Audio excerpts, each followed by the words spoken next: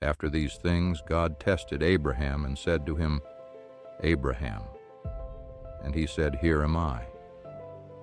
He said, "Take your son, your only begotten son Isaac, whom you love, and go to the land of Moriah, and offer him there as a burnt offering upon one of the mountains of which I shall tell you." The weight of those words no father should ever have to bear. So Abraham rose early in the morning, saddled his donkey, and took 2 of his young men with him, and his son Isaac. And he cut the wood for the burnt offering, and arose and went to the place of which God had told him. 3 days they walked. 3 days Abraham carried that silence inside him. On the 3rd day Abraham lifted up his eyes and saw the place afar off. Then Abraham said to his young men, "Stay here with the donkey. I and the lad will go yonder and worship and come again to you." He said, "We." Even then, he believed God would find a way. And Isaac said to his father Abraham, "My father." And he said, "Here am I, my son."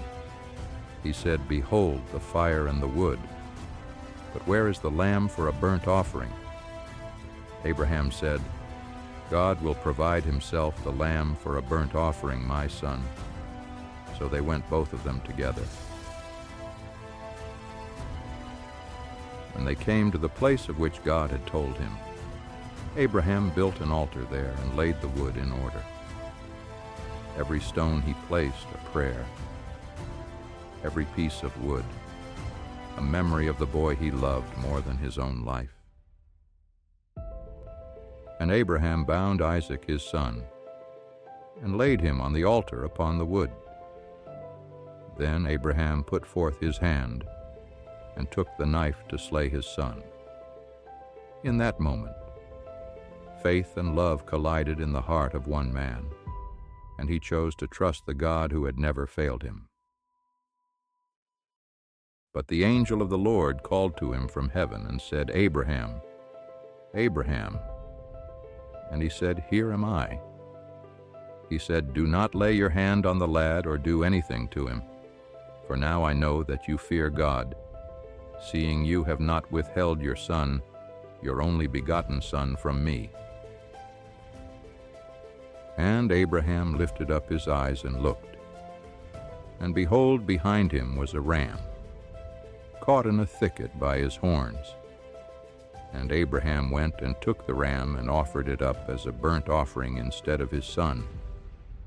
So Abraham called the name of that place, "The Lord will provide." The angel of the Lord called to Abraham a second time from heaven, and said, "By myself I have sworn, says the Lord, because you have done this, and have not withheld your son, your only begotten son, I will indeed bless you, and I will multiply your descendants, as the stars of heaven, and as the sand which is on the seashore." A father's faith and a son's trust, tested and proven on a mountain called Moriah.